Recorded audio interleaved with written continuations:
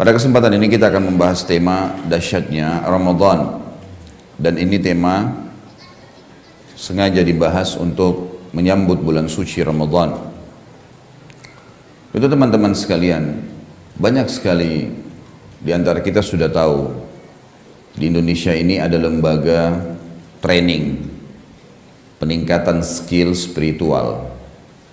Kalau bahasa ceramahnya itu peningkatan kualitas atau potensi keimanan. Lembaga-lembaga ini terkadang untuk meningkatkan satu skill saja, jujur misalnya, amanah misalnya, tanggung jawab misalnya, atau mengingat akhirat, apalah yang merupakan potensi keimanan yang ingin dimunculkan, ditonjolkan, maka membuat beberapa hari pelatihan dengan modul-modul materinya, dan banyak sekali orang-orang dan perusahaan, individu ataupun perusahaan yang ikut, dan mereka ini ikut di dalam pelatihan-pelatihan ini dengan alasan trenernya mungkin dianggap bagus, mungkin materinya dianggap lengkap, mungkin dianggap staf-stafnya juga staf ahli, mungkin multimedia yang digunakan juga canggih. Harapannya adalah pada saat kita menjadi output dari pelatihan ini, menjadi orang yang mencapai target yang sedang kita inginkan dari salah satu atau substansial daripada skill spiritual tadi atau potensi keimanan. Teman-teman sekalian, ini bukan kita bahas dan saya tidak menyorotin satu persatu tentang lembaga ini, tapi yang ada yang saya ingin titip pesankan. Kita sadar atau tidak sadar teman-teman sekalian, sebenarnya Sang Pencipta Allah sudah menyiapkan buat kita. Kalau tanda kutip saya bisa bahasakan lembaga, mungkin lembaga gitu kan. Tetapi ini sesuatu yang di atas dari lembaga. Ada sholat 5 waktu misalnya. Sholat 5 waktu ini kita disuruh absen, melapor kepada Sang Pencipta. Sholat berjamaah rame-rame lebih besar pahalanya. Sebenarnya setiap habis sholat tujuannya agar seseorang itu dengan sendirinya bukan cuma sekedar salah satu substansial skill spiritualnya, tetapi sesuatu yang lebih besar daripada itu. Jadi dia segala sesuatu yang berhubungan dengan perintah Sang Pencipta, larangannya dia jadi siap untuk menerima, mengamalkan perintah dan meninggalkan larangan. Kita punya Jumat sepekan sekali, tidak kenal dia muslim dari mana. Hadir laki-lakinya di Jumat, ya memang pemimpin-pemimpin di masyarakat, pemimpin-pemimpin di rumah tangga, pemimpin anak-anaknya, semua ini mujahid-mujahid di jalan Allah, disuruh hadir di Jumat, wajib. Ada satu orang yang ceramah lalu menyampaikan nasihat untuk mempertahankan keimanan mereka seminggu ke depan. Kita punya yang lebih hebat lagi lembaganya, Ramadan setahun sekali. Mau laki-laki, mau perempuan, mau orang tua, mau anak-anak, semuanya ikut. Dan Ramadan teman-teman sekalian ini bukan cuma sekedar bulan suci, lembaga training terbesar di dunia. Pesertanya paling banyak, karena seluruh yang syahadat di muka bumi yang sudah balik wajib ikut ini. Trainernya langsung Sang Pencipta Allah, staf-stafnya langsung para malaikatnya Allah. Dan kalau kita mau bicara multimedianya, para ulama mengatakan kalau sekarang manusia bisa memiliki kamera yang kita istilahkan dengan megapiksel, sekian megapiksel, mungkin ada memori, mungkin ada RAM, mungkin ada segala macam istilah yang kita gunakan sekarang untuk komputer kita, untuk HP kita. Semua itu ya dengan tahun-tahun terakhir saja sudah sangat canggih bagi manusia. Mungkin 10, 20, 30 tahun ke depan jauh lebih canggih lagi daripada itu semua. Dan bukan mustahil buku amalnya malaikat yang disiapkan oleh Sang Pencipta Allah jauh lebih canggih daripada itu, mungkin jutaan kali. Sampai sebagian ulama tafsir yang terakhir-terakhir ini mengatakan, maksudnya yang hidup di zaman-zaman kita, mereka pada saat menafsirkan firman Allah, a'udzubillahi minasyaitonirrajim, orang-orang kafir berkata hari kiamat, ma li hadzal kitab la yughadiru saghiratan wala kabiratan illa ahsaha. Buku apa yang kami terima ini?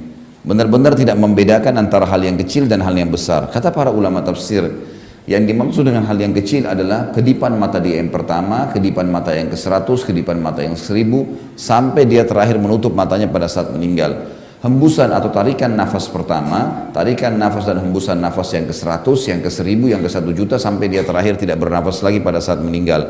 Gerakan tangan, gerakan kaki, semuanya dari yang pertama sampai yang terakhir. Dengan warnanya, dengan kegiatannya, dengan suaranya, segala macam hal diperlihatkan panjang lebar. Sehingga orang tidak bisa mengelak pada hari kiamat. Jadi luar biasa Ramadan.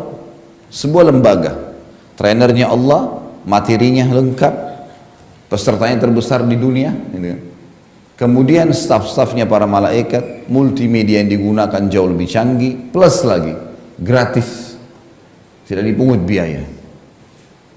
Ramadan teman-teman sekalian adalah dijadikan oleh Allah Subhanahu wa taala memang untuk meningkatkan skill spiritual, bukan cuma satu, bukan cuma salah satu substansialnya, tetapi semua skill yang dirangkum dalam satu bahasa agama kita, takwa.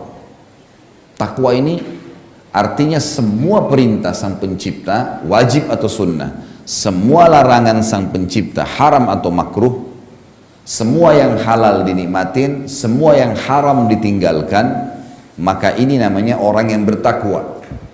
Berarti Ramadan targetnya bukan satu ibadah, bukan satu skill, semua skill tidak terkecuali, dan ditekan, ya, dibawa dalam sebuah titik arus di mana kita harus bisa mencapai tingkat tertinggi. Ayat Al-Quran surah Al-Baqarah surah nomor 2 ayat 185. Ini ayat sering kita dengarkan dari para dai-dai dan ustaz-ustaz kita terutama di bulan Ramadan. Cuman kebanyakan diterjemahkan secara letter-let. Kita coba masuk ke makna tadabbur dan makna tafsirnya. A'udzu billahi minasyaitonir rajim. Bismillahirrahmanirrahim. Ya ayyuhalladzina amanu. Yang dipanggil orang-orang beriman saja di sini. Karena memang mereka yang memahami maksud Allah di sini. Ya ayyuhalladzina amanu kutiba alaikumus shiyam. Kutiba, terjemahan Al-Quran kita sering diterjemahkan diwajibkan buat kalian. Kutiba ini bisa berarti tertuliskan, bisa berarti dibuatkan untuk kalian. Kutiba alaikumus shiyam, dibuatkan untuk kalian program puasa. Kama kutiba alal ladzina min qablikum, sebagaimana telah dicatatkan, diwajibkan, dibuatkan sebuah program untuk orang-orang sebelum kalian. Program ini apa targetnya? Puasa Ramadan ini 1 bulan kita disuruh godok puasanya, sholatnya, mengajinya, zikirnya. Untuk apa? Target akhir ayat. La'allakum tattaqun. Agar kalian mencapai tingkat ketakwaan itu. Takwa tadi saya bilang, bukan satu skill spiritual, bukan satu potensi keimanan, bukan hanya kejujuran, bukan hanya amanah, bukan hanya tanggung jawab. Semuanya. Semua yang merupakan perintah, wajib atau sunnah, tidak akan ada lagi dipilah-pilah, semuanya dikerjakan. Semua yang haram plus yang makruh, makruh pun sebenarnya kalau dikerjakan masih tidak masalah, itu juga semua ditinggalkan. Itu orang-orang yang bertakwa, dan itu target dari bulan Ramadan. Teman-teman sekalian, banyak sekali orang pada saat mau tiba Ramadan seperti ini, syaitannya menggoda. Ramadan sebulan penuh puasa, capek, panas, tahan gak ya? Nanti ada sholat malam, nanti ada begini, bagaimana kalau saya kerja? 1000 macam godaan yang dimasukkan ke dalam diri kita. Nanti saya lemas, nanti saya loyo. Semua ini teman-teman sekalian harus dilawan. A'udzu billahi minasyaitonir rajim. Balik semuanya mulai sekarang, sambut Ramadan dengan kegembiraan. Karena Ramadan memiliki banyak sekali manfaat buat kita. Dalam pembukaan tadi sudah saya katakan, lembaga training, kita harus bangga, senang, bahagia menyambutnya. Semua persepsi negatif ini dari syaitan. Kalau orang menyambut Ramadan, yakin dengan keimanan, ini ada fadilah tersendiri yang kita sebutkan. Oleh karena itu Bapak Ibu sekalian, kita harus memiliki sugesti, bahasa ceramah kita, bahasa agama kita, niat yang positif. Kalau kita sahur, Kemudian kita mengatakan sugestinya, sebentar jam 11 saya haus nggak ya? Bentar jam 2 saya lapar nggak ya? Ini sugestinya berarti jam 2 akan lapar, jam 11 akan haus. Orang yang seperti ini benar-benar nanti nggak bisa tahan puasanya. Dan ini was-was syaitan. Nggak ada hubungannya sama sekali. Tapi kalau sugesti dia positif, dia mengatakan saya akan puasa sampai maghrib. Buka puasanya maghrib. Saya jamin teman-teman sekalian, insya Allah dengan izin Allah pas buka puasa pun kita walaupun makan sebutir kurma, minum segelas sirup, cukup. Nanti habis tarawih baru kita makan, biasa. Karena sugestinya positif. Banyak orang subhanallah pada saat sahur sampai seperti orang yang sudah tidak karena ketakutan haus tadi was-was syaitan ini, sampai minum 10 gelas air. Perutnya sampai kembung karena khawatir haus. Apa hubungannya dia minum 10 gelas air dengan nanti jam 11 pagi? Nggak ada hubungannya sama sekali. Tenggorokan itu akan bisa kering dalam hitungan 5-10 menit walaupun minum 10 gelas. Kalau cuacanya panas ya tetap saja kering. Jadi yang penting di sini sugesti. Ada orang juga pada saat mau buka puasa, Masya Allah, warna merah, warna biru, warna hijau, makanan dikumpul semua. Seperti orang yang mau balas dendam. Apa ini? Untuk apa gitu? Jadi apa manfaatnya kita puasa tadi? Coba belajar untuk bisa menjadi orang yang terbiasa mengontrol hawa nafsu, malah pelampiasan. Sampai sunnah Nabi SAW, Bapak Ibu sekalian, makan kurma sehaus apapun. Kata Nabi SAW, sebaik-baik makanan sahur, kurma. Sebaik-baik makanan buka puasa, kurma. Kurma itu buah yang kecil. Saya yakin kita makan 5 butir kurma sudah kenyang gitu kan. Itu yang disuruh, bukan disuruh kita habisin 2 piring, 5 piring. Banyak orang salah paham, dan ini was-was syaitan. Bukan tidak boleh makan yang enak pada saat buka puasa, bukan. Tapi jangan berlebihan, hanya karena sugesti yang salah. Kita padahal buka puasa, Bapak Ibu saya yakin punya pengalaman pada saat beli macam-macam, ternyata yang bisa dimakan cuma 1-2 macam. Banyak yang tidak habis gitu. Ini untuk apa? Nggak ada gunanya sama sekali. Lain nanti kalau kita masuk ke poin-poin program Ramadan yang sebentar lagi saya jelaskan.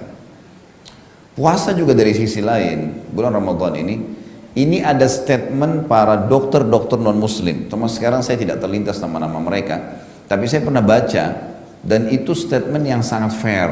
Jujur mereka mengatakan umat Islam umat tersehat di dunia karena mereka punya 1 minggu 2 hari proses puasa, Senin dan Kamis, dan puasa ini akan menetralisir seluruh makanan, minuman yang diikuti dengan bakteri-bakterinya pun ya, yang sudah 5 hari mereka pakai ususnya untuk mengelola makanan dan seterusnya, ini disterilkan kembali dengan 2 hari puasa.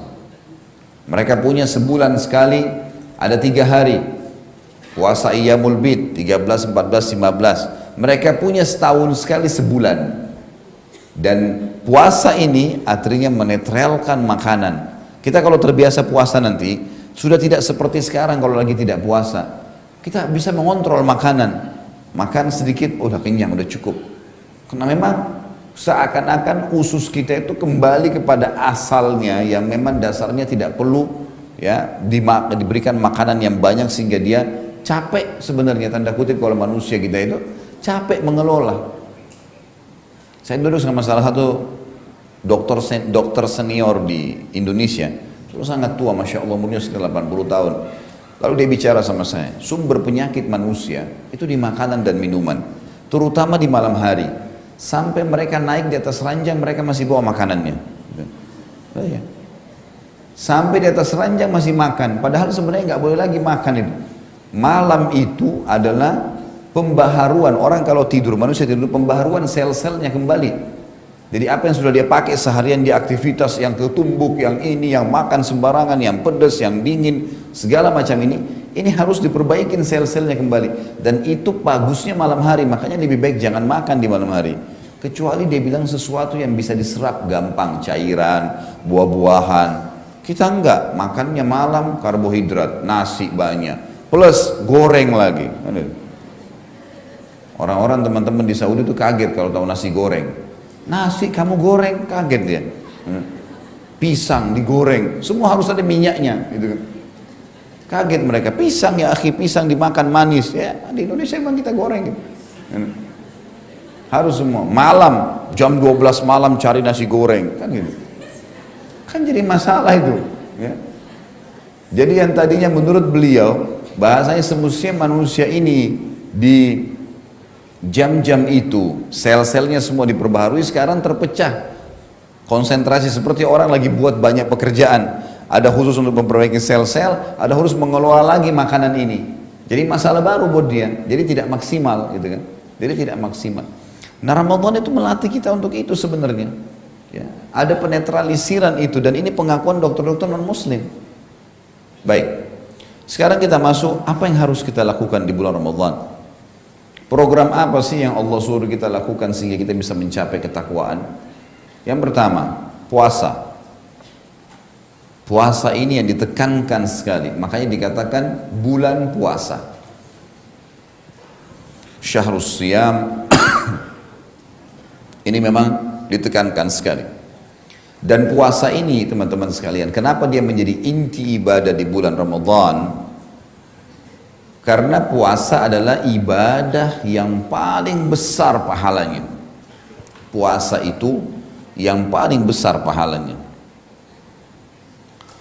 Disebutkan jadi sholat, zakat, haji, jihad, bakti sama orang tua, ini kalah semua dari sisi pahala dengan puasa. Sisi pahala. Betul, sholat adalah awal amal yang dihisab hari kiamat, benar. Tetapi teman-teman sekalian, dari sisi pahala nggak ada yang ngalahin puasa. Hadis Bukhari Muslim menjelaskan masalah itu. Kata baginda Nabi SAW, Allah berfirman, kullu amal ibn Adam lahu. Semua amal ibadah anak Adam miliknya. Terjemahan lainnya adalah sudah ditentukan kadar pahalanya. Al-hasanatu bi asyri amthaliha ila sab'amiyya di'fin ila adha'afin katsira. Satu pahala amal mereka, kalau mereka lebih konsentrasi, lebih khusyuk, ya, lebih ikhlas, maka satu pahala bisa menjadi sampai 10 kali lipat, bahkan 700 kali lipat. Yaqulullahu ta'ala, Allah lalu berfirman juga, illa siyam fa innahu li wa ana ajzi bihi. Kecuali puasa, karena dia milikku dan aku akan balas langsung. Jadi hadis ini jelas menerangkan kepada kita kalau puasa adalah ibadah yang paling besar pahalanya. Karena tadi sudah dikatakan kullu amal, semua ibadah dia, kecuali puasa. Puasa memang sangat besar. Apa sebabnya? Kata Allah SWT, taraka syahwatahu wa ta'amahu wa syarabahu min ajli. Dia meninggalkan syahwatnya, makanannya, minumannya karena aku, kata Allah. Lis-shaimi farhatan. Untuk orang yang puasa, kata Allah, aku siapkan 2 kegembiraan. Farhatun inda fitri, kegembiraan pada saat dia sedang berpuasa, berbuka puasa karena hausnya hilang. Wa farhatun inda liqa'i rabbih, dan kegembiraan pada saat dia bertemu dengan Tuhannya. Wala khalufu famus shaim atyabu indallahi min rihil misk, dan bau mulutnya orang yang sedang puasa lebih wangi di sisi Allah daripada bau kasturi. Ini di sisi Allah ya, jangan salah faham. Nanti kemudian bau mulutnya Ramadan tiup-tiupin ke orang, nah, wangi ini karena Allah. Nabi bilang kalau itu lebih wangi dari bau kasturi. Ditanya di mana Ka'bah? Di Mekah. Bisa pingsan orang nanti ya. Bukan itu yang dimaksud. Allah menilai kalau mulutnya itu karena tidak makan, tidak minum, di sisi Allah dinilai lebih wangi dari bau kasturi. Ada sebagian ulama yang mengatakan yang dimaksud adalah Allah Azza wa Jalla akan memberikan kelebihan orang-orang yang berpuasa di hari kiamat nanti di surga. Setiap ngomong maka akan keluar bau yang lebih wangi dari kasturi. Itu yang dimaksud sisi makna yang lain. Teman-teman sekalian, puasa agar maksimal nanti, selain daripada dia ibadah yang paling besar pahalanya, dan ini puncaknya di bulan Ramadan karena puasa wajib dan dijadikan sebagai rukun Islam, penuhi 2 syarat agar dosa kita dimaafkan. Hadis Bukhari Muslim menjelaskan masalah itu. Kata Nabi SAW, kullu man sama Ramadhana imanan wahtisaba ghufira ma taqaddam min dhanbi. Siapa yang berpuasa Ramadan diikuti dengan 2 syarat, imanan wahtisaba. Imanan karena keimanan, karena tahu ini Allah dan Rasulnya yang perintahkan, maka saya kerjakan. Jadi bukan karena seluruh anggota keluarga lagi puasa, bukan karena semua teman-teman berpuasa, bukan karena lingkungan semuanya berpuasa, tapi karena Allah dan Rasulnya memerintahkan. Berarti walaupun kita sendirian tetap kita kerjakan. Wahtisaba, ihtisab mengejar pahalanya. Kufira ma taqaddam min dzambi, dibersihkan semua dosanya yang lalu. Harus itu. Gembira mestinya sambut Ramadan itu. Luar biasa. Ibadah wajib yang paling besar pahalanya lagi. 1 bulan penuh maksimal. Kemudian juga bisa membersihkan dosa-dosa kita yang lalu. Jadi dalam satu ibadah bertumpuk sekian banyak fadilah. Ingat, jangan pernah nodai puasa kita dengan dosa.